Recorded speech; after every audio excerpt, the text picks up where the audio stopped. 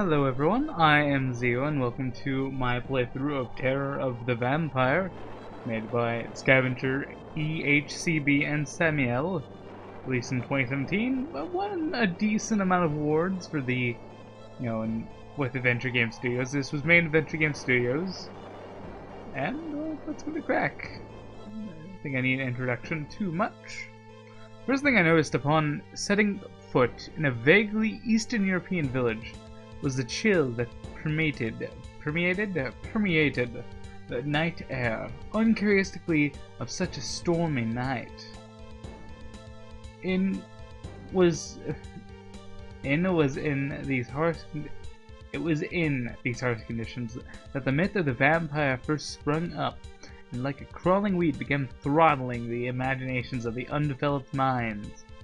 For you and I, of sound British breeding and correctly proportioned forehead, these monsters are nothing more than the penny dreadful diversions of the vaguely Eastern European race. They seem as real and vivid as your hand in front of your eyes, or the medical benefits of a daily trepanning, whatever that is.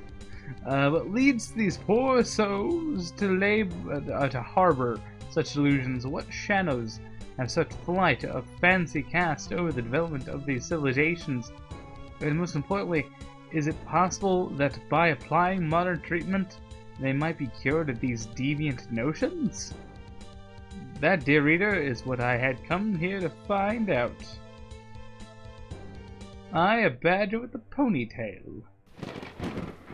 Ominous thundering effect aside. Wow, fascinating. If it weren't for the lack of bow ties, one could almost believe I was still amongst civilized society. Do not be alarmed, denizens of the vaguely Eastern European Gothic hamlet. My name is Dr. Ego Goodmind, BHD, and I come from a place beyond the woods called London. Your village has been selected as a case study in my exciting new book about the psychology behind the foolish and silly superstitions that still pervade amongst your population. Anyone who grants me an interview will be rewarded with exposure to the latest in psychological sciences benefiting your confused and uneducated minds no end. Anyone interested in this project needs to simply form an orderly queue in front of me starting now. Starting now! It is the weirdest hen-night show ever, Jasmine. I suppose my vague Eastern European must be a little rustier than I thought. No matter, I shall make my case to those misbegotten souls one-on-one, then how could I fail to be understood? Alright, well, let's first talk to this random snake creature. Hello, stranger. Greetings, my good woman. I was wondering if might... Be warned, young traveler. Return from hence you came. Turn back and avoid the fate of all those foolish enough to trespass upon the devil's own soil. These are accursed lands, and accursed shall be all who seek out its mysteries. Be warned! Be warned! But if you do stay, make sure you visit the old clock tower, architectural jewel in our little hamlet's crown. You said something about an old clock tower? I certainly did. It's just up the road, part of the old church, full of intricate clockwork gizmos, really ahead of their time. Well, I'm hardly a tourist. Perhaps I'll make time to. But be warned, that the church is part of the badly needed renovation, and donations will be strongly encouraged, more strongly than many a traveler has felt comfortable with being warned. My sentence. spacing and reading this properly. What does that mean? I just realized her eyes. You warned? I suppose I am. Good. What do you mean when you say the clock tower is ahead of its time? Oh, it depends. What year is it now? It's the vague 1800s. Alright. Well, it feels like it should have been built after that. I was wondering if you can consent to an interview. What interview? Who are you, the Razas? No, madam, I am a world-renowned psychoanalyst. Psychoanal what now? Psychoanalyst. I observe behaviors, categorize personalities, and apply a scientific method to solving the problems of the brain. Sounds like mumbo-jumbo, mate. You best mind your tongue around here with that kind of nonsense in your make folks uncomfortable. But it's not nonsense. These rural areas simply haven't. Be warned about making people uncomfortable with your brain witch talk. Talk normally in a normal tone of voice in these lands, traveler. For those who do not will be doomed to a life of outcast sitting in tavern corner yelling at strangers. Be warned. In other circumstances, this woman would make a fascinating case study, but I fear I'm not making much headway. I should speak to a few different people. Why don't we psychoanalyze? Because I want to point out we have the options to look at, to use, to talk to move, to pick up, to give, and to psychoanalyze. So now we can psychoanalyze her, the snake. The first instance. This elderly snake is utterly fixated on warnings. I would suggest this is rooted in anxiety caused by personal trauma, the memories of which cause you to project unnecessary concern on others, hence to your manifestation of your be warned outbursts. That's hogwash, mate. Only bad thing to ever happen to me is every beer served at this place. I just do me outburst because that's part of my duties as a tavern crone. I beg your pardon? Tavern crone is what I am. Every tavern needs a good crone. Dispense warnings and instill dread in visiting outsiders. You fancy city boys may have your sideshow and antics, which, I'll be fair, is defo my type of entertainment. But down to here, in the noble tradition of croning is still very much a viable trade. I had no idea. Typical city boy. And well, that was interesting. Let's take a walk. Let's take a walk over this fat fruit bat. A fat fruit batty.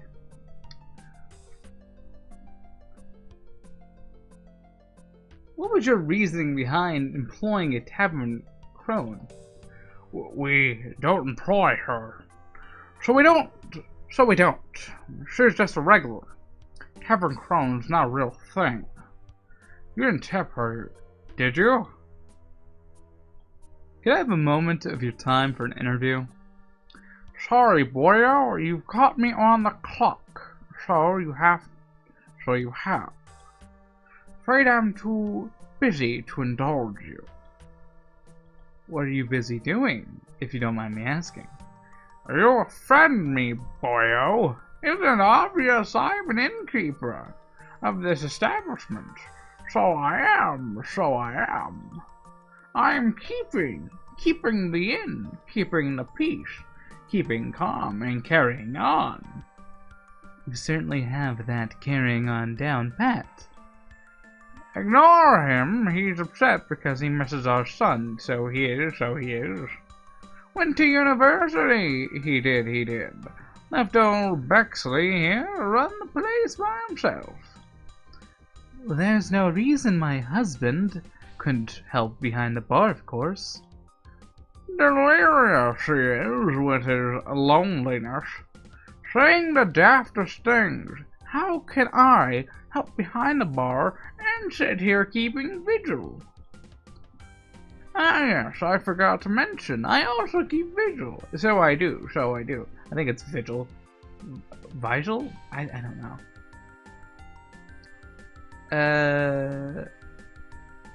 By any chances are you keeping vigil against vampires? Now why on earth would you want to go talking about things like that? Enough to upset a fellow's constitution is talk like that. So it is. So you are scared of vampires. Would you say that this is a community-wide belief? Would you say that with minimal folksy flair as ink is limited? Oh, can you say that with minimal folksy flair as ink is limited? Sorry. First off, of course I am scared of bloody vampires, boyo. Why else would I cultivate such a large amount of protective neck fat? Second, I put away that pen. I shan't be having you rubbing me into long-winded conversations about things that are better left unuttered. Unuttered? It's now unuttered. So they are. Left unuttered. I think I'll just write so they are 2 times. Now to save time. Stop writing! Crumbs, he's too jittery to give me anything useful. There must be someone here who will talk to me about the locals' beliefs. So now that we've talked to him, also we have 3 items. We have a manuscript, we have a lighter, and we have a chronology. So if we look at the manuscript, an unofficial manuscript for my newest work, The Empirical Vampirical. Some authors would simply be content to examine why the denizens of vague Eastern Europe still cling to the old folktale beliefs about monsters stalking the night. But Dr. Ego Goodmind goes deeper, asking the real questions like, what the heck, and gosh, aren't these people silly? What's more, I'll answer them too, just as soon as I get some interviews with some authentic, salt-of-the-earth locals. And then we have our chronometer. Let's give it a look. My chronometer, now mostly a souvenir of my less informed time in my life. Chuckle, just imagine a time where I couldn't access the circumference of a patient's skull by sight alone. And lastly, we have lighter. I ran out of tobacco some months ago and lost my pipe over the North Sea, but I still have my trusty lighter. So now that we've all done that, let's psychoanalyze this innkeeper.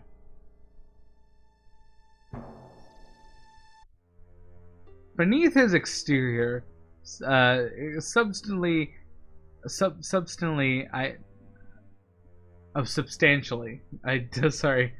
brain fart. Substantially an exterior though it is, I sense his calmness and cheerfulness are not but a mask his tortured soul wears. Paranoia grips this gentleman's soul, fears his master in all things, as trouble upon trouble bear down upon him. Distracting himself from these threats take the form of exaggerating the importance of keeping the safety of the inn itself. Any perceived threat against its safety or integrity will jump on you with vigor and passion, providing it doesn't involve any actual work. So now we talked to him, we can now talk to the barman. So let's give it a little talkie to the barman. Well met, traveler. I read that in the old lady's voice. Never mind. May I order something, my good man? Sure thing. We have ale and a hard liquor. Food is whatever chef feels like making today. What will it be? May I order some lunch? Let me find out. How's today's menu looking, Jan? What have I told you about rushing me, you swill-slinging pleb? I see. Sorry, sir, it seems inspiration hasn't struck him yet today. Another bloody reason for muggins here to do all their work. Let's talk to him again. May I order something, good man? Well, now we'll ask for something non-alcoholic. Do you serve anything non-alcoholic? I personally don't like and baby and baby? I don't know what that means. That's something we have in common. Ah, splendid. What do you drink around here? Like I said, we serve ale and hard liquor. I suppose I'll have an ale. Not the drink, mind you, just to support local business. I appreciate that. We're being hit really hard by those new chain taverns. McTavern, the worst place. Might I trouble you for a small tete-tete? Tete-tete? Tete-tete? Tete-tete? T-T-T-T? I have never made one of those, but tell me with foul scrap.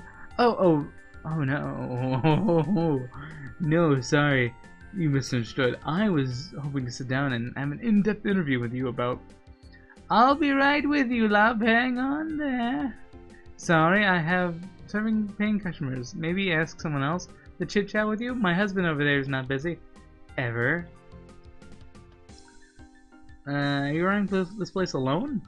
Certainly feels like it these days. My husband apparently not up to much since our son left for university.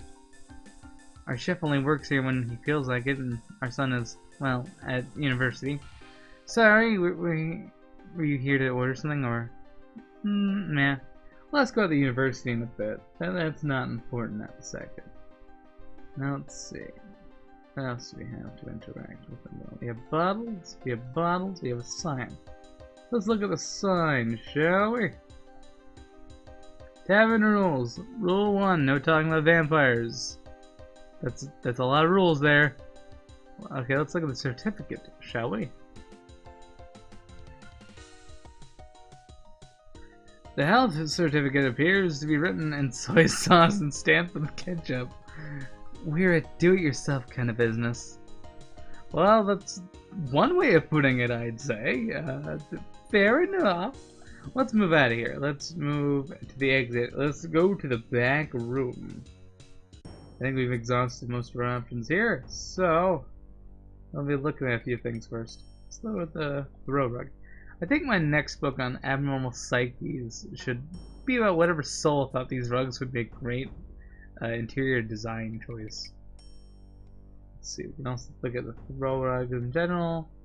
We also have teeth trophy, a giant fang, and a hat. Let's look at the 3.